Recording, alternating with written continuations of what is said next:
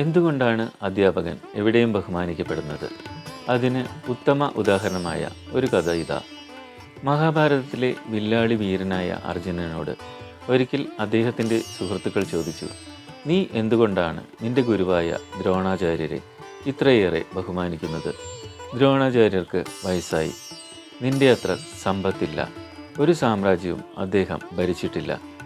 എങ്കിൽ പോലും നീ അദ്ദേഹത്തിൻ്റെ പാദങ്ങൾക്ക് സമീപമാണ് ഇരിക്കാറുള്ളത്. ഇത് കേട്ടപ്പോൾ അർജുനൻ പുഞ്ചിരിച്ചുകൊണ്ട് ഇപ്രകാരം മറുപടി നൽകി, ഈ ജീവിതത്തിൽ ഒരു സമയം കഴിയുമ്പോൾ എല്ലാം നശിച്ചു പോകും. അത് രത്നമാകട്ടെ, സൗന്ദര്യമാകട്ടെ, അത് സ്വർണമാകട്ടെ, സ്വത്താകട്ടെ, അങ്ങനെ എന്തും. പക്ഷേ ഒരു കാര്യം ഒരിക്കലും നശിക്കാറില്ല. അത് അറിവാണ്, വിജ്ഞാനമാണ്. അത് കൊടുക്കുന്തോറും ഏറിയിടുന്ന ഒന്നാണ്. ഒരു അധ്യാപകൻ വിദ്യാർത്ഥിക്ക് അറിവ് നൽകുന്നു.